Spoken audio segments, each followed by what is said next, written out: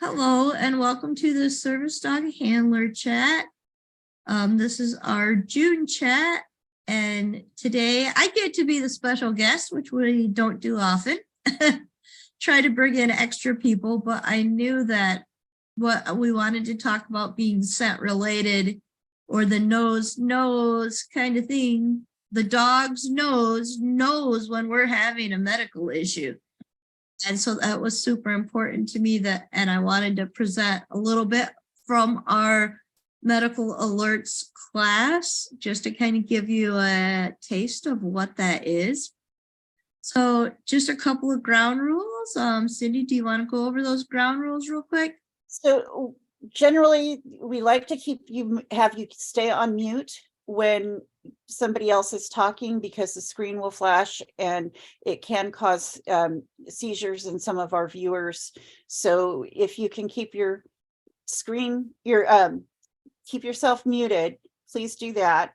And then if you have something to add for the conversation, either physically raise your hand or use the reactions. It's a little better to use the reactions button down here, and if you on the bottom of your screen, and if you click on it, it will give you a bunch of emojis, and the bottom bar, like a space bar, is the raise your hand button, and it will raise your hand and move you to the front position, so we're more aware that you have a question. And when you lower your hand, it will move you back. And I think that's about it, isn't it, Penny? Yep, that's great. And so with that, I am going to share my screen so that we can go ahead and get our presentation started. Give me just one moment.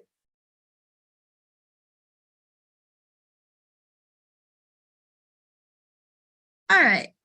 So the slides are going to look maybe not specific to this, and that's because I've actually copied them from a class that we teach, so that we can kind of go through the different aspects of the medical alert work group class that we teach.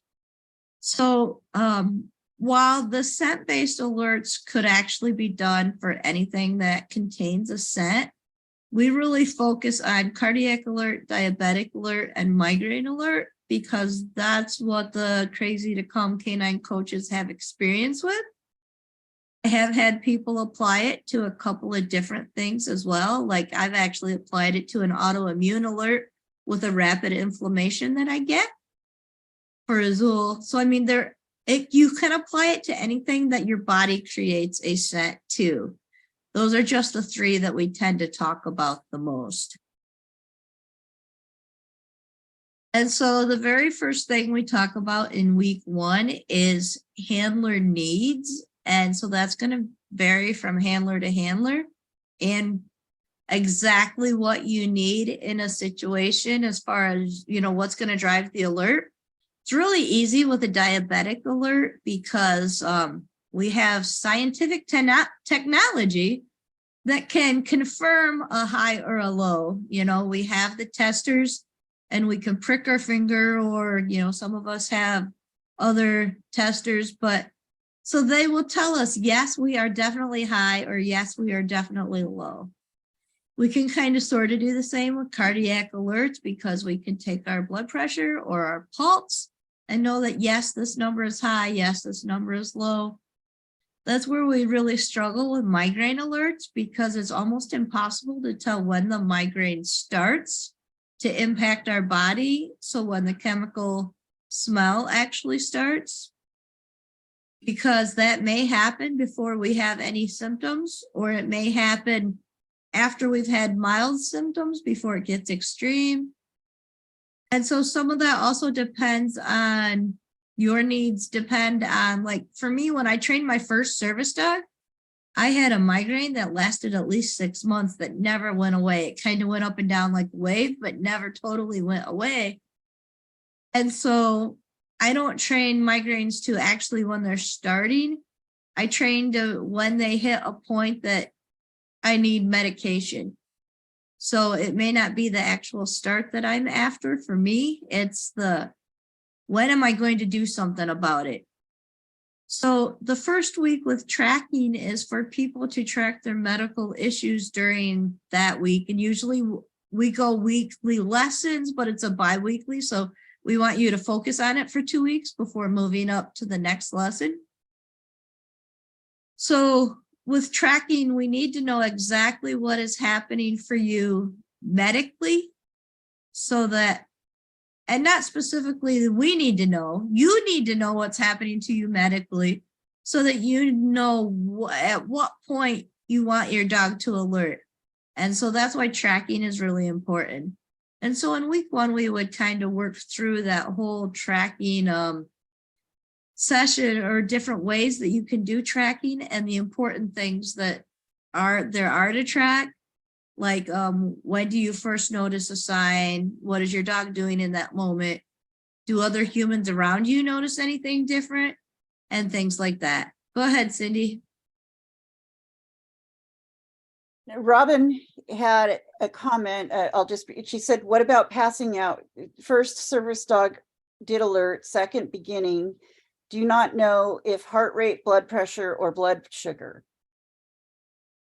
So that is actually really, I don't want to say common, but for people who pass out, it's very uncommon. It's very common to not have a diagnosis and not know what's causing it. Some people are lucky enough to get a diagnosis. I can tell you that's part of what one of my alerts has to do with. I don't actually pass out that I know of, but I think that's because I've learned over the last 30 years how to really pay attention to my body.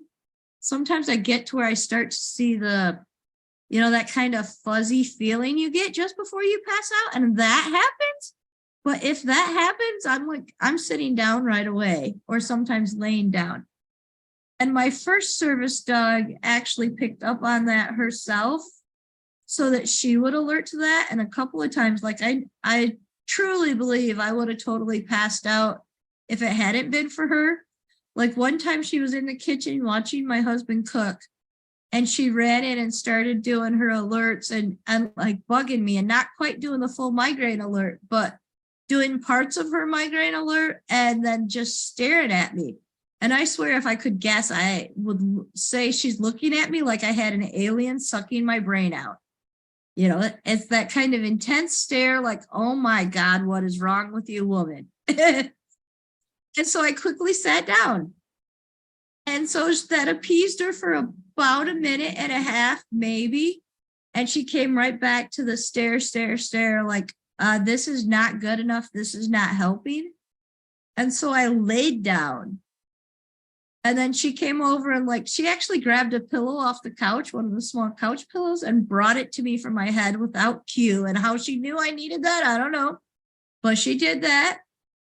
And so then I actually happened to be in a place where it was easy for me to put my feet up. And she not really laid on top of me, but laid very close staring at me for about 10 minutes and would not let me move. If I tried to move, she was like, no, not happening. And then finally, after about 10 minutes, I went to sit up, and she's like, all right, you can sit up, but I'm watching you, like that snake eye. I keep double checking, I'm watching you. And so I sat up really slowly, then slowly transitioned to my chair. And it probably took me 30 minutes between her initial telling me to sit down and before she was actually comfortable with me standing up. And so would I have passed out in that moment if it wasn't for her? I have every part of my being believes that I would have. And if that was a once in a lifetime kind of occasion, then I probably would have maybe not read so much into my dog. But the fact that she had been alerting to dizzy spells and doing counterbalance for dizzy stuff, the light feeling of vertigo or dizziness I get when the room spins, she had been doing that for a very long time.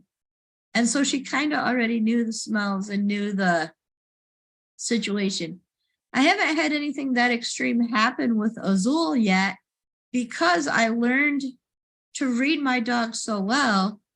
And when Azul was maybe around 1 year old, we started doing some light counterbalance where I pull up, I don't push down. And so with that, we also added in when that was happening too much, that's when I tend to get dizzy. If I'm doing a lot of teetering back and forth, side to side. I'm going to get dizzy soon. So that's what I call the dizzy alert of if I pull side to side either direction more than like 3 or 4 times in a minute, then he's doing a dizzy alert and we're sitting down. So I've been doing that for the last 2 years and thankfully I haven't passed out. But I believe it's the same kind of training. You know, it goes along with the same thing. I swear I'm so close to passing out, but because of our early warning and detection and me believing in my dog, it has really stopped a lot of that. Go ahead, Cindy. I just wanted to add that Nick does a high blood sugar alert naturally. And because I don't treat highs, I have not encouraged him to do it ongoing and make it a task because it's something I don't treat. He also, have noticed, has figured out that and I think he's basing it off ketones, because I've been on a diet that increases ketogenesis, which is making ketones, but it doesn't put you on it puts you into ketosis, but it does not put you into ketoacidosis. They're different things, but the end product is both ketones. And he does lick me a lot and so I know when I'm making ketones because my dog is licking me. He likes the flavor of me when I'm in ketogenesis, which I don't know if that's good or bad. But when you notice these things and you're going to use it for an alert, you need to put it on cue for the alert. And it's easier than you think. We're going to get, pardon me? We are going to get to that. Oh, I know. And, you know, the other thing is, if you're not treating, if there's not an action that the dog's going, if there's not an action that you're going to take to interrupt the process, like such as sitting down, laying down, taking a medication, you probably don't want to put it on a formal alert because they can respond to it. But if you're not doing anything to it, you may not want to encourage them to, you know, like lick my legs constantly. If I'm out and about and I'm wearing shorts, I don't want my dog licking my legs constantly. Because it doesn't. We're going to get to that too. Yeah. Anyways, to jump the gun. So just to kind of Jen. answer Robin's question just a little bit more, all of the science that our method is based off of is diabetic alerts, because that's where the research has been, because of the definitive start and stop. That's where the research has been. Cardiac alerts is still debated, although we're starting to see some research projects done with diabetic alerts because of all the people with POTS and, cardiac alerts, because of all the people with POTS that are working service dogs. And, you know, they now have more research, a start, stop, and things that kind of go together that allows them to structure a research. So I expect to see more research coming out on the cardiac alerts in the near future. There's actually one from the last year that I have a link for somewhere. But migraine alerts is kind of one of those tricky areas. Migraines are different for everybody. It may create a smell, it may not create a smell. It may start with an aura, it may not start with an aura. It's just so varying that there is no way to tell exactly when a migraine is starting and exactly where it is stopping, which is kind of high criteria for a research project. So all of the information about migraine alert service dogs is anecdotal. It all comes from stories from people talking about their dogs, which I mean, sometimes people read more into it. Sometimes they don't. Sometimes there's no documentation to back it up, that kind of thing. So there's a great debate as to whether migraine alerts actually exist simply because there has been no research projects, And I swear the main reason there's no research projects is because if you talk to any neurologist or read any migraine information anywhere, it says that there's no definitive start or end time for migraines. It's different for each person. So we have to kind of use science with the research that we do have. And that's kind of how we have created our project based on mostly the diabetic alert dogs and the science that has been done around diabetic alert. Some of the science in our workshop has also been taken from scent training dogs, like police dogs that are trained to detect drugs and things like that, because that is also science that can really apply. It's basically the science of nose work or scent work that applies to anything that has a smell. So that's where we get most of our science. And I clicked off of my thing, so now it doesn't want to go to the next slide. There we go. So on week 2, we kind of focus on alerts, and this is what Cindy was starting to talk about. So the criteria for an alert to be a task is really important, because everyone says, well, is that an alert or is that a response? And so the way to make it an alert is that it has to be something that happens that the dog does before you know you have any symptoms. So if I know I'm having a migraine and then my dog comes and alerts me, that's more of a response, not really alert. Or if my dog brings me meds after I know I'm having a migraine, that's a response. An alert has to be something that the dog does to let you know there's about to be a problem. So if you already passed out and they did something to help, that's an awesome response. Great, there's still a task, but an alert has to be something that happens actually before you pass out. So it also must be a trained behavior. And so that is where, because ADA by definition, a task is a trained behavior. So while dogs may have some natural inclination and start to naturally pick up on some of our medical issues, we then have to shape that into something that we can actually know for certain is actually happening. So for example, a dog that will all of a sudden start licking your leg, like Cindy was just saying, we'll use her example. So a dog that will lick your leg because you're having a high diabetic high alert. And if we don't do anything with that and the dog just continues to lick the leg, it's not trained. It's the same thing. So we can train that by putting that behavior on cue so that we can ask for it, then doing some scent training to pair it so that we know for sure every time the dog licks the leg, it's an actual alert. We can also train that behavior by shaping it to something else. So maybe they lick the leg, but we can't stand licking. So we're going to transition that to a nose nudge. So there are lots of different ways that we can shape a alert behavior in ways that can make it then a trained alert.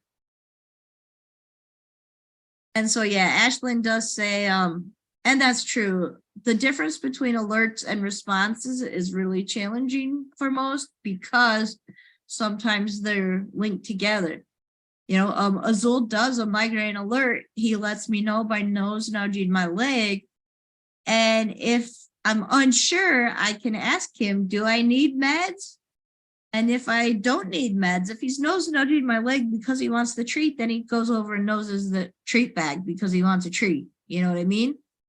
If I ask him if I need meds and I actually need meds, he'll run and get my meds bag and bring it to me. So that's my way of confirming that I do actually need what his first alert behavior has done. Because it's very rare for him to do a nose nudge for anything else. But if he doesn't know what else he needs to do in that moment, he might throw in a nose nudge occasionally here and there. Just because maybe he wants a bite of my dinner or something, which is rare, but it can happen. So, like Cindy also said, the alert must lead to an action that affects your disability. So it can't be something that just affects your day to day. It has to be something that actually impacts your disability or the way that your disability impacts your day to day. So for me, the early migraine alert means I can take meds earlier, which means it might only shut me down for 10 to 15 minutes versus being shut down all day long. Because if I waited until I knew I had the migraine, it takes a lot longer to recover from it in that standpoint. So that's the way that the migraine alert actually affects my disability. And the same for like Cindy was talking about with the high, she doesn't do anything to treat, so that's not really an alert. But she was working on teaching lows because that is something that she does need to treat. So you can kind of look at what would you do if your dog did tell you you were going to pass out? Would you have meds to take? Would you be able to sit down? Would you, what would you do if your dog told you you were about to be struggling with something? The other thing that we require to count it as a task is that it's proofed in multiple environments. So can your dog do it at home? Can your dog do it in the car? Can your dog do it in public? We want to walk through all of those steps in training to make sure that our dog can do it pretty much anywhere. I will tell you that Azul missed an alert. Was it yesterday, Ashlyn? I don't remember. It must have been yesterday. Because, and this was a rare occasion, and I understand why he missed it. Well, so we had been out in the kayak and then came home and played in the sprinkler. And I have a large blower, like a grooming blower. So I was using the blower on him, I believe, when he should have alerted. And because of the blower and the hair flying, and it was probably blowing my scent all over, and we were outdoors, and I think the scent was just not strong enough. And then he went inside as soon as we were done blowing. And I was still out blowing our other dog. And I was only inside for probably less than a minute before Azul came over and did his migraine alert. So once inside, he got it. Now he's done the migraine alert lots of times in the area where we use the blower. Well, not with the blower going. So there are going to be times when your dog does miss an alert based on whatever's going on in the environment. I don't know that I could actually train him to specifically alert with the blower going. Like I could if I had a strong enough scent sample, but if I'm blowing all the scent away, then is it going to be enough for him to pick up on? So that one took me a while to recover from. Actually, I was still recovering from it this morning, and I'm still pretty medicated for it. So if my words get twisted, that's why. I still have a migraine in the back of my brain. So then that's the other thing that we want. If you've proofed it in multiple locations and you have, like, you can cue the trained behavior, not that you can replicate the response, but you can cue the trained behavior. You can pull out a set sample and get the behavior. And that's what we mean about documenting. So we want it documented either in training plan form, in video form, if you're lucky enough to get that, although since we don't know when we're going to pass out, we can't really get that in video form. But so document it as much as possible if you want it to stand up in court. So that is all of week 2, is teaching you about the alerts and how to make that alert a task. I think the next slide is also on week 2 because that one's an important one. Yeah. And so the discussion of common alert behaviors. Cindy, did you have something on the last slide you want to add? Yes, I did. I just want to say, I'm sorry. First of all, I'm sorry I had to jump out and take an important phone call. But I did want to say that if this is your only task, you're definitely going to need to make sure that it will stand up in court just in case. But if it's not your only task, that may be less so. If you have like 10 other tasks that your dog does that are important to you that you use on that are cued, your alert is less important. I don't want to say it's less important. It's every bit as important and maybe more. The documentation might not be as important. The documentation is going to be less important. because it's much easier to document that your dog retrieved meds than it is to document your dog actually did something that may or may not be scientifically proven. That's what she's trying to say. Basically. And like Penny, I've been recovering from a migraine, and I'm not thinking clear as clearly as I would like. Do you want to do the next slide? I can do the next slide. Okay, so common alert behaviors are targets in general, any kind of target you want to use. Your dog boops you on the leg, your dog, your dog might scratch at your leg if you're a person that wears pants or something that protects your legs on a regular basis. I live in shorts in the summer because it's really hot here. But if you're bare-legged any portion of time, you probably don't want your dog scratching at you, but it can be licking, it can be nudging, it can be body language behaviors. I had thought about teaching a bow for a low and a pretty for a high, but then I realized my dog wouldn't wake me up in the middle of the night if I needed him to wake me up for a low. So, and he does lick me he does know how to wake me up in the middle of the night very subtly. He will persistently, he'll touch my hand, then he'll start flipping my hand up. So he has an alert to wake me up if he needs to wake me up. He just has to be out, and if he's in his crate, he barks for me. And he sometimes spends the night in the crate, even at 3.5, mostly because I forget to let him out after his big sister has finished her dinner and he's finished his dinner, because I have to be separated.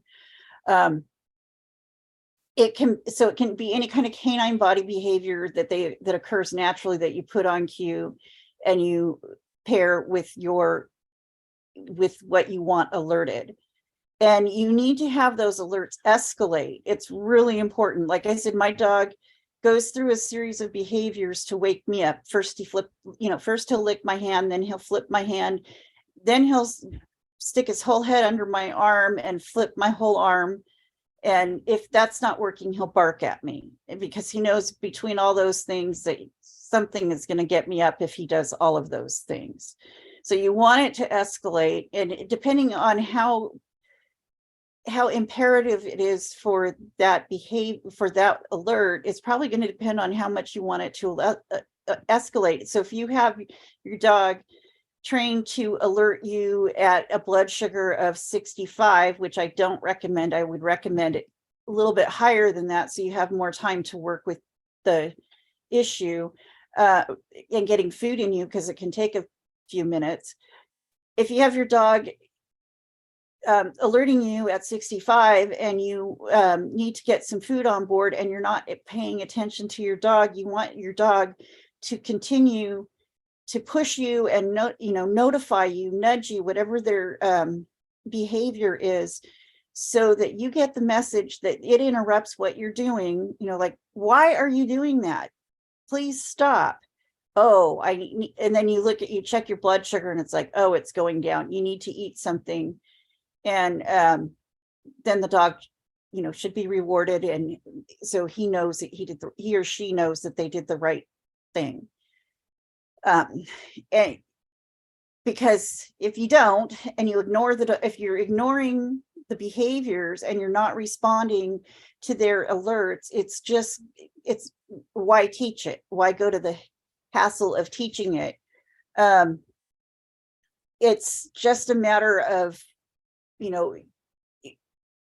letting them to teach it. You just basically, you ignore the behavior a little bit longer and a little bit longer each time, and they'll escalate what they're doing.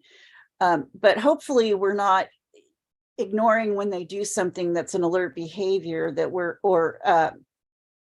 so that they get the message that, okay, this is what I'm supposed to tell them.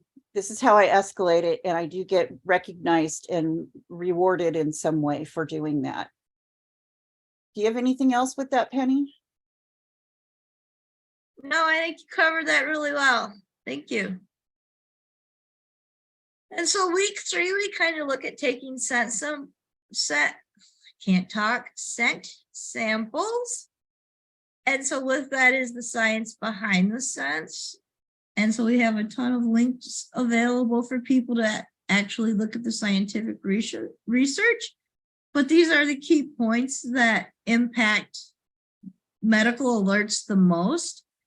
So understanding that the dogs have the 300 million olfactory sensors, it's supposed to be like 400 times stronger than a human. So they can smell things that we can't even fathom exist. I can tell you my service dog Azul, even though he's not trained for it, pretty much alerted on a friend of ours cancer. She had got her diagnosis the day before she saw us.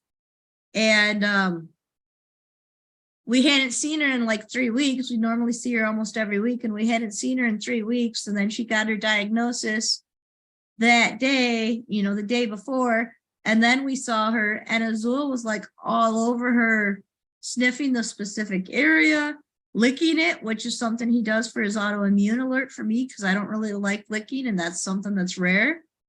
So he was licking it, he was sniffing, he was like trying to get her attention, and he was kind of doing the nose nudge and everything all in one. And I'm like, are you feeling okay? Because he's acting pretty odd. Like he's doing a lot of alerts. And she's like, then she told me about her diagnosis. So even though he's not trained for that, because he's trained to notice differences in people, he actually has picked up on things like that in multiple different people. Go ahead, Cindy. That's actually one of the scent alerts that has been trained for, that they have cancer sniffing dogs, that's their job, is to sniff out where the cancer is. And so that is one thing that we know that's documented that goes on in our bodies that they can smell. Right. And would Azul pick that up on everybody? I don't know, because he hasn't done that specific scent training. But he knew it wasn't her normal. It wasn't her baseline. This is somebody he knows really well. He knows her by name. He knows her by smell. If she were anywhere in the store when we walked in there, he would let me know a friend was in the store. And so when the smell changed is what he picks up on. And that's what he's very perceptive of me, is when my smell changes, and it's usually a drastic change. So we do go over quite a bit in the class about how the nose works. But some of the key things with the nose is that dogs use both nostrils at the same time, which means they can both breathe in and breathe out. They use one side of the nose for sniffing smells that are familiar to them, like they smell all the time. So if they smell the cat all the time, or if they smell the neighbor's dog all the time, those smells are going to come in through one side of the nose, and the other side of the nose is going to take a more deeper dive into, that's a new smell. What is that smell? Let's investigate that smell, that kind of acquisitive mind frame. So you can kind of tell by the way they're twitching, if their nose is twitching, what they, if they're smelling something really common, or if they're smelling something new. Go ahead, Cindy. You're muted. Robin said in the chats, her first service dog did that with her thyroid cancer, and it took the doctors 2 years. Yeah, it totally amazes me what some of our service dogs learn to do. The stories I've heard from people, and yeah, they're all anecdotal, but I mean, I know for a fact that Azul has never acted that way with that particular person until that day. It was totally different. And he didn't know what alert to do. So he threw in the migraine alert. He threw in the autoimmune alert.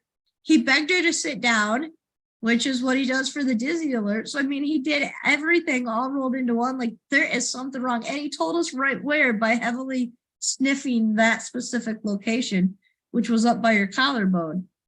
So, yeah. There is the, and I can never say this right, vomeronasal organ that allows the dog to actually smell chemicals and pheromones, which is what they believe happens in medical situations, that our body actually has a chemical change. We know that pain by itself causes a chemical change. We know that some anxieties cause a chemical change. That's the hard thing with doing scent training for cardiac alerts, is because some cardiac alerts may contain a scent and some may not.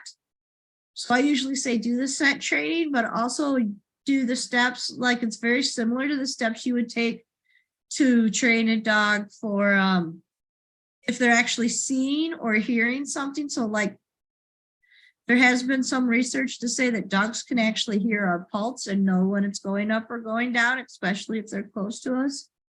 So we kind of train all aspects when it comes to a cardiac alert of, are they seeing something? Is your breathing changes? Are you teetering more, like Azul's dizzy alert? We teach them to look for both a smell and something they're seeing or hearing, so that all bases are covered for a cardiac alert. Kind of the same thing with migraine too. So we go over teaching the dog how to distinguish the scents of, all right, this is the scent you're going to get reinforced for. And all the other scents in the world are just, fun scents for the dog, but don't mean anything to the human. So distinguishing that scent. So I'm not a fan of taking blind scent samples of when we don't think we have a medical issue and comparing it that way, because human error gets in the way too much. So I may think that I don't have a migraine right now, and I may try to do a scent sample. And the meds that I take on a monthly basis may control it enough to where I don't need other meds. So I never realized I had a migraine, but there's traces of that scent in that scent sample. And then asking my dog to not alert to that is, there's just too many things that can be messed up human error wise. So I'm not a fan of that, but I might teach my dog to distinguish the difference between migraine alerts and a smelly sock. Socks definitely have a smell, less likely to have a migraine smell, although it's possible, especially if I'm using somebody else's sock versus mine. Or I might teach them to prefer the migraine alert scent over, say, a bandana that another dog wore, a scent that's totally unrelated. The migraine alert gets rewarded and the other scent is just a distraction. But so the dog learns to actually distinguish between scents that the dog may prefer the scent of the other dog, but they learn that the migraine alert gets reinforced more heavily. And then one of the last things we go over in that scent work class is protecting your dog's sense of smell. Like I have done a lot of that with Azul. We do all kinds of sniffing, and he's allowed to sniff all kinds of stuff, but we stay away from anything strong. And that's really easy for me because my nose doesn't work most of the time. So if I smell something, it's too strong for him. So most things that we're going to avoid are like scented candles. We don't do any training. I can get any object and have Azul smell and find it, but we don't do that with essential oils or candles, because those smells are so strong that it doesn't protect his sense of smell. So we want to avoid like Bath and Body Shops, any place that sells those scented candles. I might walk through a mall that has it, but I walk like to the far wall and don't go in the store. If I have to, like I'm buying a Christmas present or something, then I get in and I get out really quickly. And we try to do things that have those high smells as few as possible, as little as possible. Go ahead, Cindy. I was just going to say, yes, it's definitely a good idea to avoid those Bath Body Works places that you can smell from, 3 malls over, or in the parking lot of the mall. I actually was out with another service dog handler / trainer, and one of her things was she wanted to make sure the dogs could handle going into a candle shop, into a Bath and Body Works shop. And I was thinking to myself, if your dog does scent alerts, this is not a good place to be, because it overwhelms the dogs, and it also overwhelms our senses, and it can damage our ability to smell scents, smelling those things. So, and even air freshener in your home can be an issue. Yeah, it's super, super important if your dog is going to do scent-based alerts that you protect that as much as possible.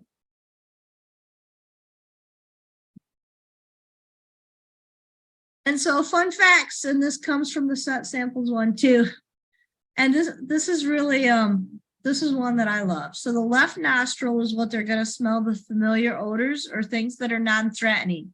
Those are things that they enjoy. It could be potentially food or a friendly dog or things like that. So if the left side of their nostril is flaring, then they're pretty comfortable in what they're sniffing. If the right side is flaring, then that is usually something that they view as threatening, which could be a more confident dog, could be wildlife. Like for our area, bears is one that is generally threatening and causes dogs a little more concern. It could be a person that they just don't trust for some odd reason, which is very rare. Azula's had 2 people in his 3 years that he did not trust. And I take him at that, and we avoid those people if we see them. Like, I don't even know who they are, but I know what the one guy looks like because we've seen him more than 10 times. And the other guy we only saw once. But if my dog tells me to avoid a person, we avoid a person. So the other interesting thing that I find really interesting in that is that the dogs, especially males, like they've tested this through MRI, males use the left hemisphere of their brain that processes scent more than the right, and females use the right. And the left is the side that processes threats more, which is why our males tend to be more kind of natural guarders or protectors. Not that females can't do it. Females can be very protective too. But if you give them, just their natural element, they're walking a trail that other animals have been on all day long, and they're sniffing. Males are going to look more for threats, and females are going to look more for pleasure kind of thing, and just fun. Everything's happy-go-lucky. Yes, it can switch. And yes, dogs through their previous life experiences can actually go the opposite way. Those are kind of general rule of thumbs.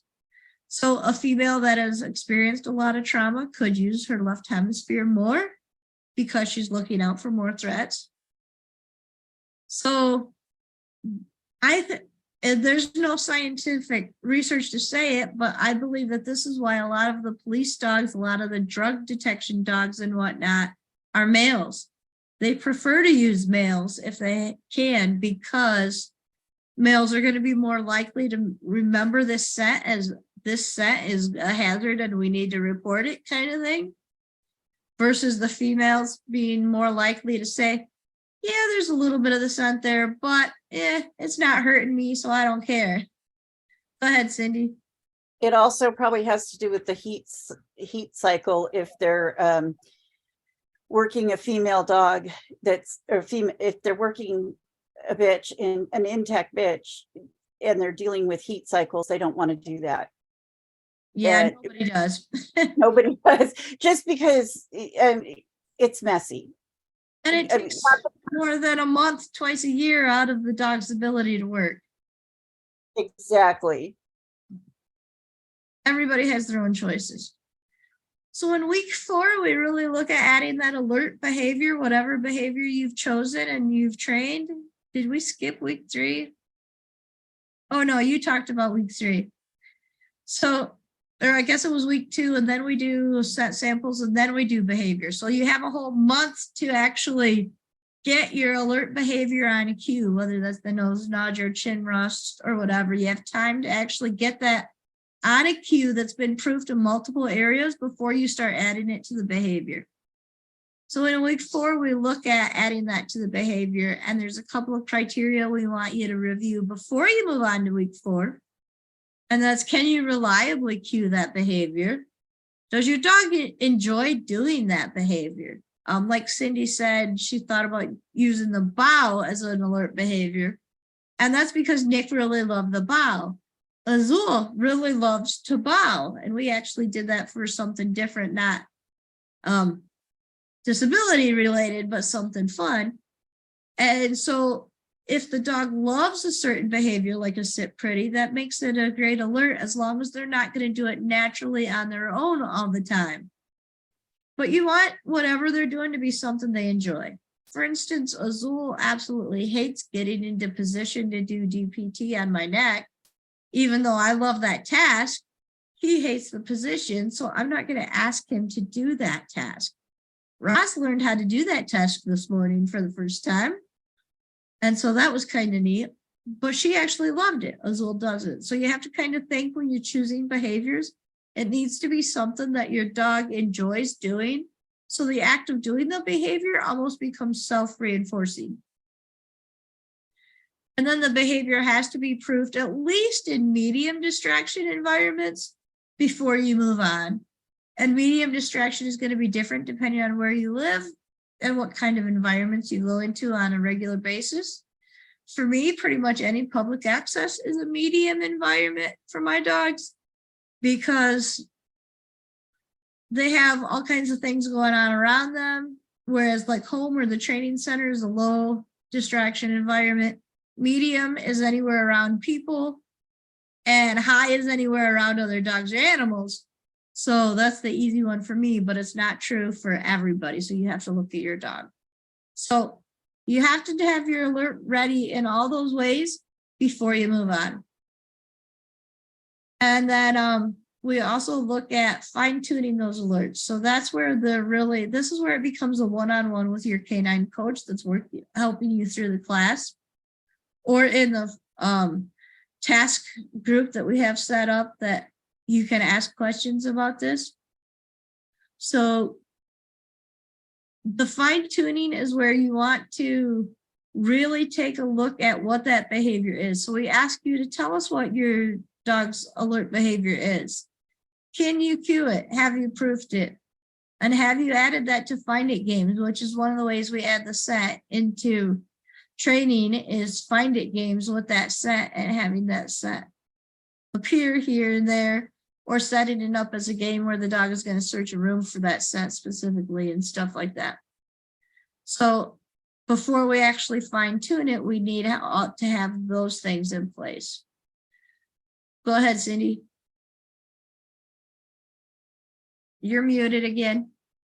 I'm trying to unmute. So if your dog is scent trained for other things, like Penny and I just finished a scent training class that was really good. And our dogs have an alert for a scent they have found on an item with a scent on it that they have found, but it's different than any of their medic alerts. And so even if you're hiding scent samples and you want your dog to find them, they may not be able to, they may not be able to give you the exact same alert.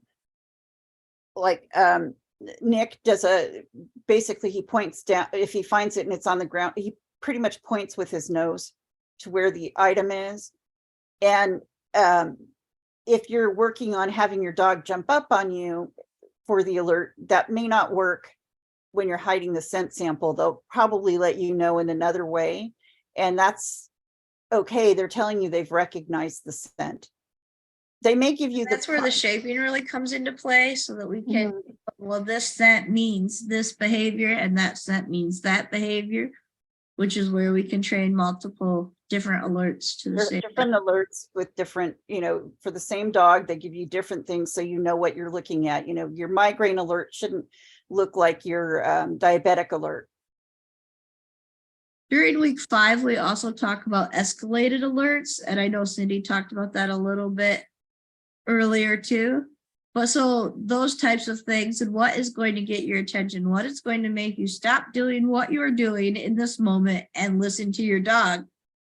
And I mean, I really struggled with that with my first service dog. It was something I had to learn to do, to pay attention to my dog and trust my dog. So my first dog did escalated alerts in a 3-stage process. Azul's is really 2.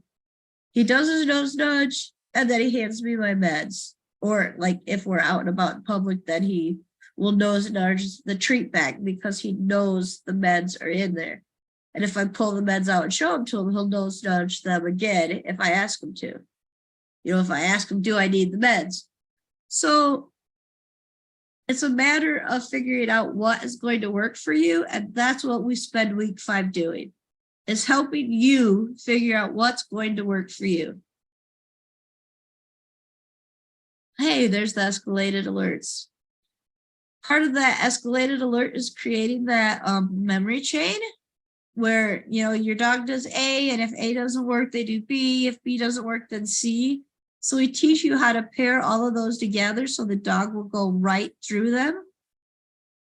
And then we also teach you how to pair each behavior separately to the medical scent itself. And, you know, you could, depending on what you're doing. So if you know that, say it's a diabetic, and you know that you start to have a problem at this low, and this is where you'd like to respond first. But then, you know, if it hits this other low that's more drastic and even lower, that you're going to have to call an ambulance soon if you don't treat it now. So you can train two different behaviors for two different scents for the same medical issue. So it gets challenging, but that's where the escalated alert can come into play. So you may have the nose nudge for the medical alert, you know, the low to start with, and then you may have your dog almost jumping on you when it gets a little bit lower. And then your dog may be trained to actually press a 911 button to call for help if you do totally pass out because your blood sugar is so low. Go ahead, Cindy. This is also where, with escalated alerts, if you've ever heard of the extinction bursts, this is where you would want you could use your extinction burst to increase the behavior, you know, like I was talking about Nick's trying to get me to get up. That's an extinction burst. He's wanting a certain behavior from me, and he's pushing and pushing and pushing, nagging until I give it to him. And that's pretty much what an extinction burst is. And if your alert is something like a nudge, that's easy for them to figure out how they're going to do an extinction burst. And you can just kind of wait on the reward and the response a few times to figure out if they're going to escalate their behavior, which is what you want. Now, in the case of a low blood sugar, you need to respond to that pretty quick. You know, you need to respond to that before it drops. And you could potentially have the dog dial 911. But it's also difficult when you're doing that. If you have the dog call 911, is that quick enough for you to get help? Because it takes a few minutes for Johnny and Roy to get there to give you a shot of glucose. So you just want to make sure that when you do an extinction burst as the escalated behavior, that it's safe not to use the 911 afterwards. You know, that you want to make sure that you're going to listen to the alerts as they escalate. And generally speaking, they're going to get more and more annoying as you hold the reward back further and further.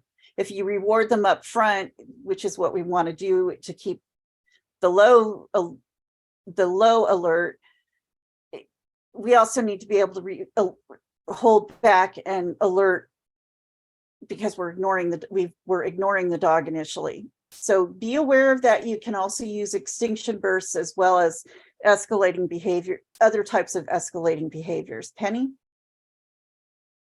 Nope, I think that kind of covered it really well. So, we do a lot of troubleshooting and common issues. Is it a true alert versus attention seeking? You know, do they just want the treat, or do they just want whatever your reward is? We also work on like repeat alerts. So if the migraine's not going away, how long do I want him to repeat that alert? And do I give him an all done signal? Like, all right, I got it. For Azul, his signal is he watches me take my meds. And when I take my meds, he knows he's done. You know, so we can work on teaching something like that. Differential alerts, as far as, I mean, that we kind of covered a little bit. There's might be different things. Azul does 3 different health related alerts. Then we also kind of go over when health interferes, which I think is our final slide at the end of the show as well. So we'll wait on that one. But we know sometimes we're all disabled and sometimes we just physically can't do the training we want to do. When I have a migraine, the last thing I want to do is pull up my scent box and take a scent sample. It is the hardest thing in the world for me to do when I have a migraine. But I mean, some days I can force myself to do it. Other days it's like, nope, I'm not collecting scent samples today. So we have to realize that and give ourselves some grace there. We also have to kind of be protective of reactions. And what that means is, like, I don't want Azul doing his migraine alert on, say, my husband, for example. My first service dog would task to both of us because he did get migraines too. But that actually made it harder for her to leave my husband's side in public. And so right away from early on, we've worked with Azul being able to leave my husband's side and have him not react to my husband's migraines. Although he did give him a pretty definitive migraine alert last night, we've never really reinforced that or praised that because we wanted him to specifically alert to me. Now that he's 3, he has alerted to more than just me on multiple occasions, but my husband is the one that's the most distracted. So I don't care if he gives a migraine alert to my daughter, who we only see a couple of times a year, you know, or something like that, because it's not really distracting him in his day-to-day job. But my husband goes out with me to a grocery store probably at least once a week, or maybe we're out to dinner.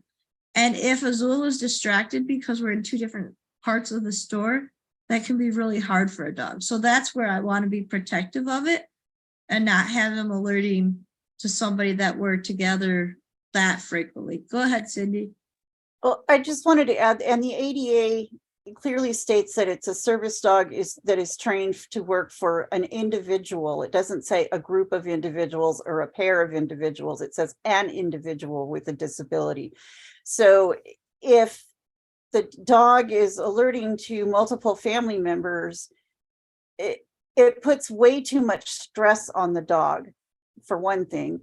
And it's not bad if it's only happening at home, but if it's happening in public, you're asking for problems, and those dogs tend to burn out much earlier. Right. And it's totally different than, you know, my boyfriend asking Nick to retrieve something, which I want him to be able to do. Then, you know, at somebody asking for a retrieve is not the same thing as asking your dog being on call for 2 people 24 hours a day. That's a lot. It. We say our dogs are, sorry, I didn't mean to cut you off, but I know where you're going. Yeah. Medical alert dogs are on 24/7. And that actually, in some crowds, it rubs people the wrong way because they think, how can you expect a dog to be on 24/7? But, you know, my dog has stopped playing with other dogs to come and do a migraine alert. He spends probably at least 20 hours a day sleeping and doing fun, sniffy dog stuff. At least, if not more than that. Probably more like 22 hours a day, sniffing, walking, sleeping, all dog stuff, and spends less than 2 hours a day actually working for me. But I couldn't turn his nose off if I tried. I couldn't tell him, no, you don't need to do a migraine alert right now. I could tell him, all done, I don't need it anymore. But I couldn't stop him from coming back an hour later with, hey, you need more meds, you know, kind of thing. If I tried, he would escalate. So we kind of have to work through some of those and figure out what is going to work for us. I can't stress enough the importance of the all done signal, because that comes in really, really handy. Whether that's like an actual verbal, we do have an all done signal for all done training, which I do early on, but now Azul's all done signal is simply, he sees me take meds, then he's done, at least for a little while. He may be back later if it's getting worse. But so all those troubleshooting things is what we look at in week 5. We go through a lot of them. So when your health interferes with training, we all know that we may have multiple days of a health attack. We may only have one. Take that time to, first of all, forgive yourself for not training your dog in that moment. Sometimes we just can't. Cuddle with your dog if they like to cuddle. For me, on my worst days, I will just spend more time sitting in the backyard in my chair, which allows my dogs to sniff and run. And now that I have 2 of them at home right now, they're chasing each other and wrestling, and they're happy being dogs, which allows them to de-stress. You could also pull out more enrichment activities, more lick mats, more bones, things like that, that you save for when you're having your worst time. But don't force training if you're feeling bad.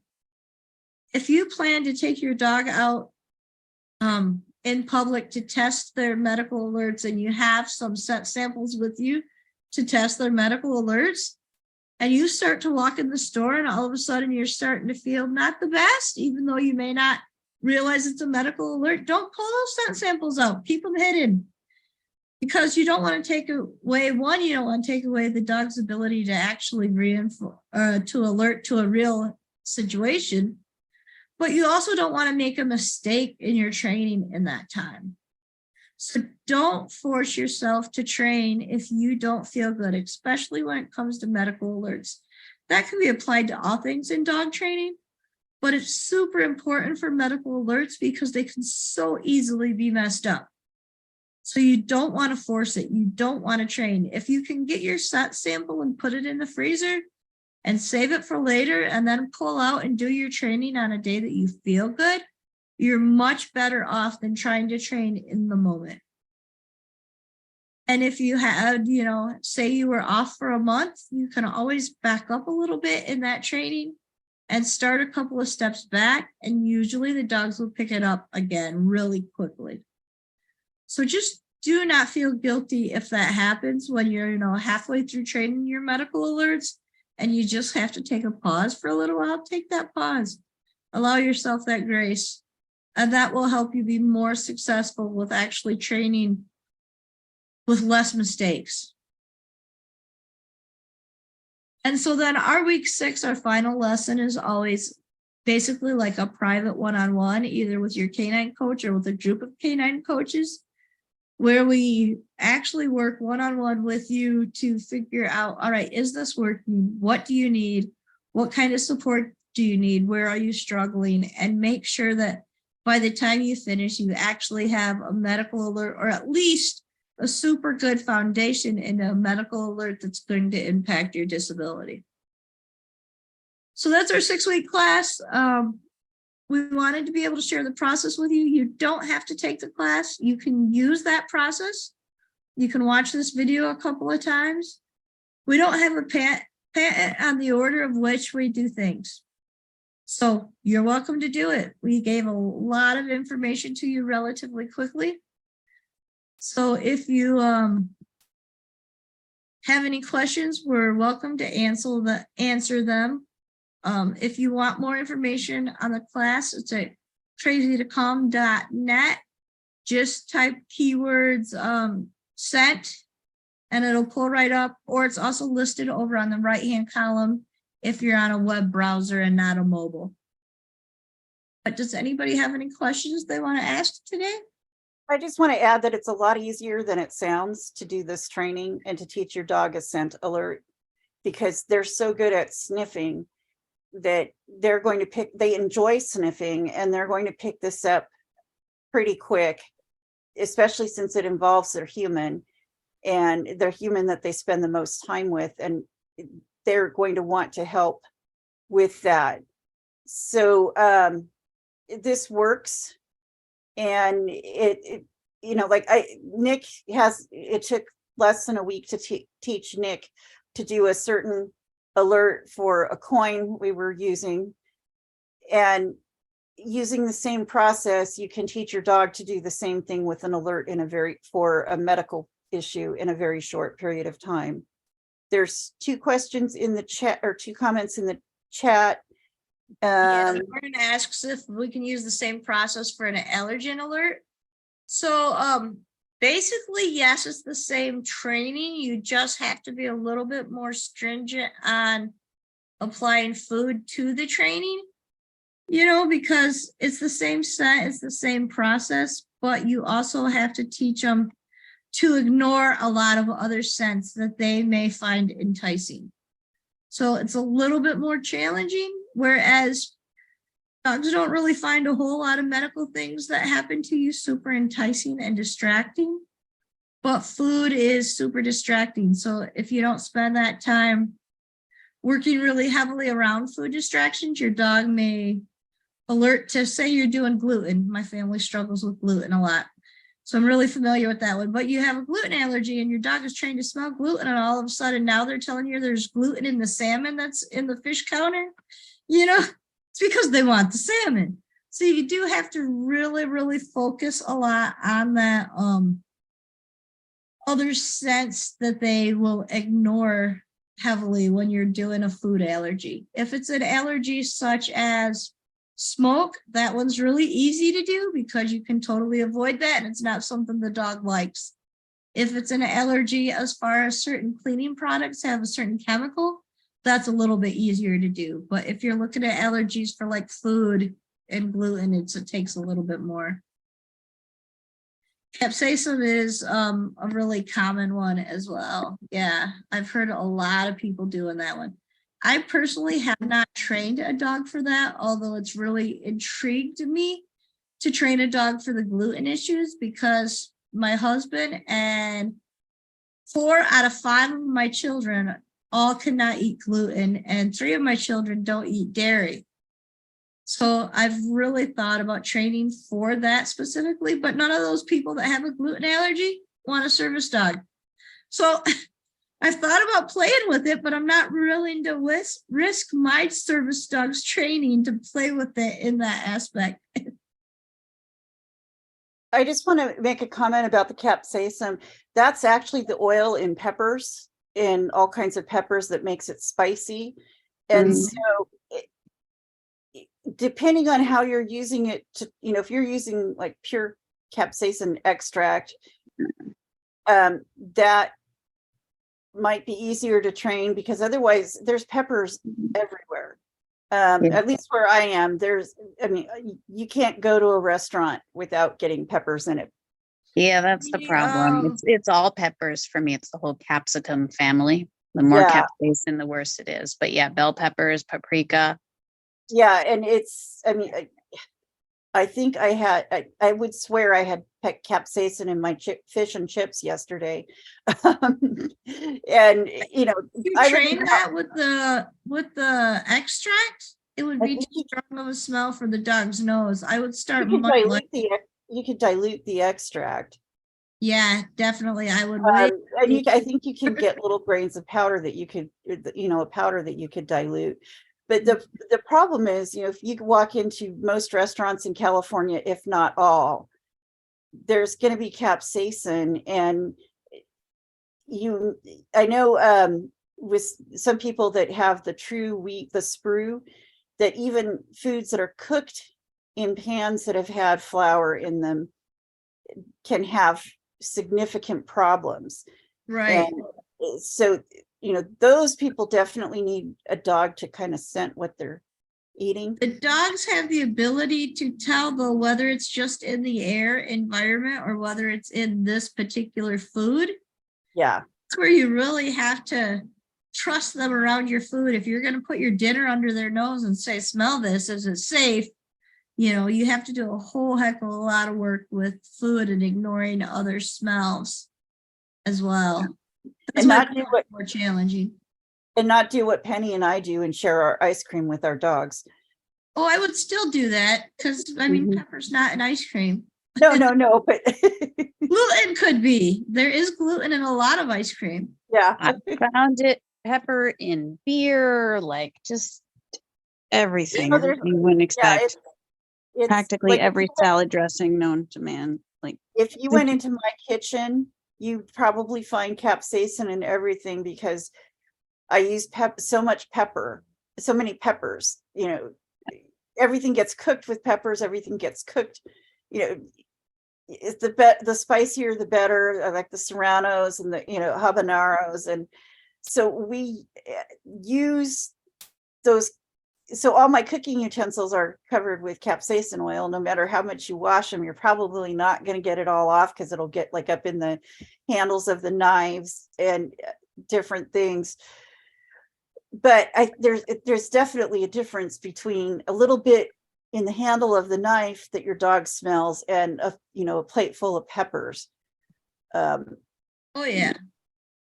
And I mean, they can smell the difference between something that's there or a residual that's hanging around. And you just have to work to like what level impacts you. Yeah. What's the tolerance of I it? mean, they're supposed to be able to smell gluten inside a frozen dinner if it's there, an alert for a gluten allergy. And I believe it. freezing it removes the scent, or makes it not as strong. So that would I don't know. be fine, but My dogs know their chicken legs are in the refrigerator. That's probably just because they see them come out.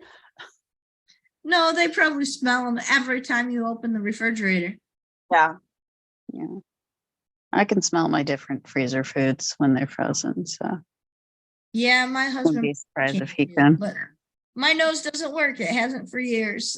Mine doesn't work very well either. If I can smell it, I know the dogs can smell it, and I know it must stink.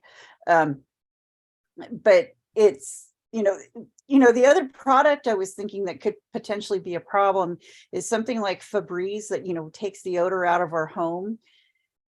That generally has a little bit of a residual scent, and that could be something that could cause issues if you're doing scent training with your dog. That doesn't enter my home. Instant migraine trigger. Febreze, Airwick, all of those, any kind of artificial scent and cleaning products. Nope. Immediate migraine. Yeah, our house. I want my house to smell like Pine Sol when I clean. I don't care. But yeah, I don't generally use a lot of scented stuff because it is instant migraine stuff here too. And it just, it's like walking into Macy's on the perfume when it's perfume day, and you can't breathe in the whole entire store, and they wonder why people don't shop at Macy's. It's like, I gotta go to the hidden. Can't get through the first floor, can't get to the other floors. Yeah. Right. Right. Unless anybody has any other questions, we'll wrap this up. When are you running your next class? I kind of missed the beginning, and I missed the intro to what it was. I saw it on the service dog chat. I was like, oh, I'll click on this Zoom that I have no idea of the topic for and see what's going on. So right now this class is available to work at your own pace. So, and that's basically from our last class that we ran last spring. It was last spring. So everything is there, the recorded Zooms, and you can get the same support from the K9 coaches if you take it at that pace. We also plan to host it either maybe this fall or winter-ish when people have a little bit more time, because Cindy and I both have a ton of clients that need it as well. Yeah. So you think you would do better and have better accountability in a work group of other people doing it at the same time? Yep. Yeah, it'll probably be late fall, maybe October, with the goal to have it wrapped up before Christmas. We'll have to look at the calendar. Yeah. Okay.